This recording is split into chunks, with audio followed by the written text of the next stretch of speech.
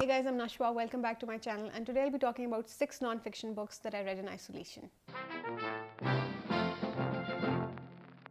Now these are books that I read for the BookTube Prize, and if you don't know what the BookTube Prize is, it's basically the BookTube version of the bigger prizes, for example the Man Booker or the Pulitzer. This is a prize that a common booktuber or someone who comments very regularly, someone who considers a part of this community, can basically participate. This is created by Robert, so I'll leave his channel linked below, and he also has a separate BookTube Prize channel. So I leave that link as well for more information, because he undoubtedly can do a better job of explaining this than I possibly can. So one of the reasons that I decided to participate in this prize was because Robert introduced a non-fiction category, and I feel like if I'm given a list of books to read, I think I get along better with non-fiction. So we read 6 books, and these are the ones. I leave them on the screen and I'll tell you which ones they are. They are Know My Name by Chanel Miller, The Yellow House by Sarah M. Broom, Invisible Women by Carolyn Criado Perez, Say Nothing by Patrick Radden Keefe, Made by Stephanie Land, and The Ice at the End of the World by John Gertner.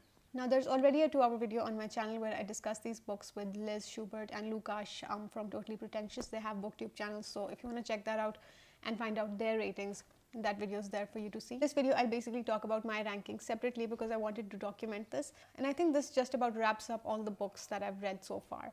So for me, the worst book of the bunch was Made by Stephanie Land, and I don't feel good about saying that this was the worst one, because how do I criticize someone's life? Because Stephanie Land worked as a maid for several years because she was homeless, she was very poor, and she was on several welfare programs from the government. So it's very strange for me to come sit here and be like, oh, I criticize your life, when she had no control over it. However, this book was less than satisfactory because I really wanted this book to be very compelling and I was constantly rooting for her.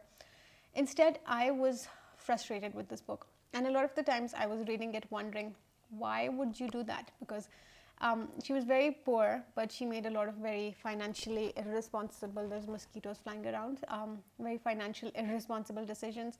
Her father was also struggling with money, but at one point he gives her $100 and she decides to spend it on a dating site, and she kept getting into one bad relationship after the other while struggling with money. So that was a little strange for me, because I was like, if you're struggling, why would you do that? And you have a daughter. So it was a little weird, and there were parts that made me really uncomfortable, because when she worked as a maid, she would go to people's houses to clean, and she would also go snooping around their closets to see what they had, and she would try on their clothes, and then she would try to look for their secrets. And this one time she found a carton of cigarettes and she's like, aha, I knew you had a secret, you know. She had that attitude, and a lot of the times she was judging them, because she was saying things like, how can someone who has so much be struggling with stress and anxiety, as if people who have more don't have stress and anxiety. So the whole book felt like a judgment. I didn't like the tone.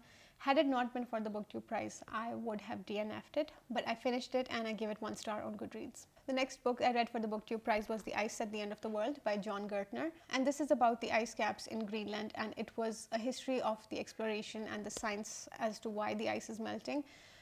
It was done in 2 parts. The first part was more historical. We get to see the explorers and the people who are going to visit and find out what they're basically going through, and the second part was more scientific. And I found the historical part to be more interesting because I like reading about history and the explorers.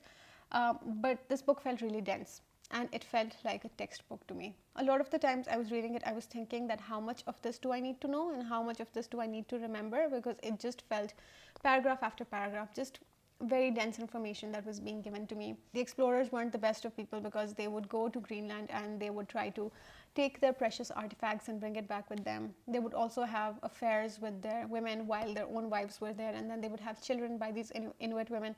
So there is that exploitation aspect that we see. So I gave this book 3 stars on Goodreads, and I liked the historical part of it more, but it felt like a lot. It felt like I was studying for something, so I didn't really enjoy that aspect of it. I still think it's a very, very important book, because if you're into climate change, and if the idea of studying about Greenland and just exploration from a geological point of view, I think you'd find it very useful. For me, it really wasn't my kind of thing. And when I said if you're into climate change, I think everyone should care about the planet. What I meant was, if you're into the science of climate change, I think this book would be very, very good for you. I'm sorry the lighting keeps shifting today because it's cloudy, so I try to move closer to the window, so it might be different at some point. But the book that came in number 4 for me was The Yellow House by Sarah M. Broom, and this is a book that the other judges ranked in their top 3. And for me, one of the reasons that this book came in number 4 was that it's a family history of Sarah M. Broom, and it's about her house and how it was blown away in Hurricane Katrina. But she also talks about her family extensively, starting from her grandmother, then her mother, then she was the youngest of either 10 or 11 siblings, so there was a lot of family history. It felt very scattered because she talked about the history of New Orleans, she talked about the political movement, she talked about her career as a writer, and she talked about her own relationships. So it felt like a lot. For me, this book felt very scattered. There were a lot of aspects in it, and I couldn't find myself latching on to one particular one, because that's what I like to read in a memoir. I like one in which I can focus on one thing. I think because of the unfamiliarity of the region, because I know nothing about New Orleans other than Hurricane Katrina and the fact that Harry Connick Jr. is from there. I know it's a musical city, but I don't know about the region that the author was talking about, which is New Orleans East. So for me, the focus on different elements was a weakness. In my opinion, it didn't really work for me, which is why I gave this book a good rating. It's still 3 stars, but for me, it didn't make it to the top 3. Now for my top 3, the book that came in number 3 for me was Invisible Women: Exposing Data Bias in a World Designed for Men by Carolyn Criado Perez. And this is basically a book that talks about all the ways in which women are left out of data. And a lot of the times you wouldn't even think that women are being deliberately left out, but I related to this book so much. Because how many times has it happened that I've tried to pull a door and it's too heavy and I get laughed at because I'm considered weak? But would anyone ever think that I can't pull the door comfortably because it's designed for the weight of a man who is much bigger than me? And how many times have I walked into an office where the AC is on and I'm completely freezing? So this basically talks about women not being included in decisions. For example, when the tsunami hit in Sri Lanka a few years ago, and then there was an effort to reconstruct, they didn't really include women in the process, and what they ended up doing was making houses without kitchens because women use them, and the men never thought that this was something that was needed. And about the healthcare system, about how women are often misdiagnosed because their bodies are different and their heart attack symptoms are different from those that men experience. And it really talks in detail about the unpaid labor, the domestic responsibilities that women do, the cooking, the cleaning, of how much is not considered as work, as actual work. So this was backed by research. I really enjoyed it. The references were there. Something that Lukáš pointed out in the detailed discussion was that the references might not be correct, but I didn't really notice that. I thought this book was well researched because everything is sort of listed at the end. You get references, so I thought it was well researched, and just the fact that the data was there and it was given to you. So I switched between the physical book and the audio book because of how much numbers and information were in this book.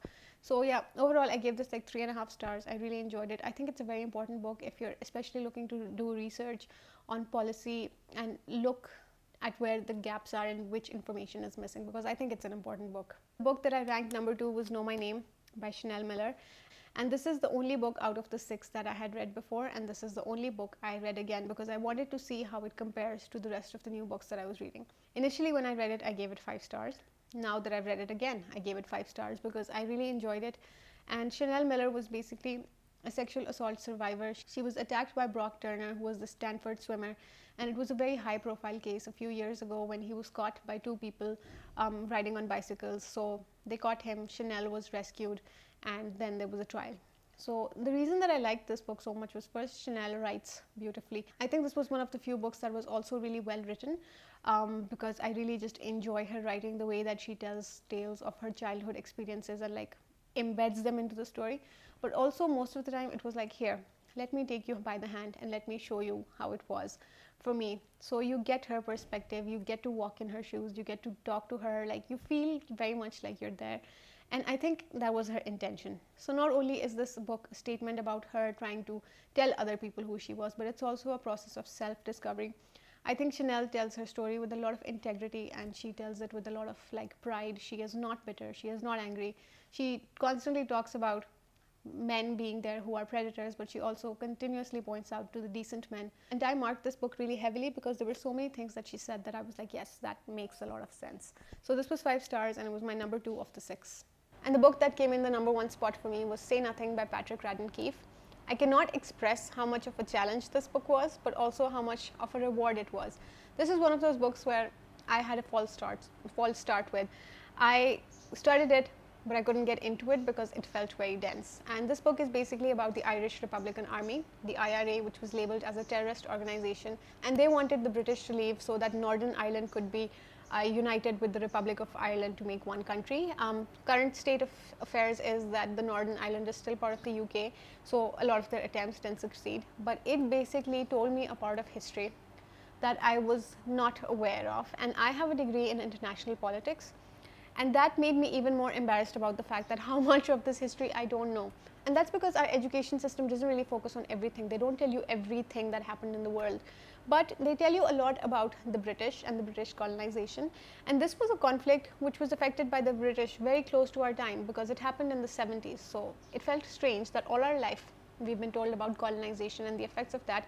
How is it that I didn't know about this conflict? So before I started reading this book, I watched Rebellion on Netflix, which is a show which starts about how the conflict started. It takes you back to the 1920s. It shows you all the players. You start to understand the politics of it. This book starts with the disappearance of a woman. Her name is Jean McConville. She is a mother of 10 and she is taken from her home. And initially I thought this was true crime, that we're slowly going to discover like what happened to this woman. We did solve the mystery, but it was so much more political because it's a small country, politics is involved in everything, the IRA are involved in everything, but you don't really know what exactly this woman's role was, why she was taken from her home.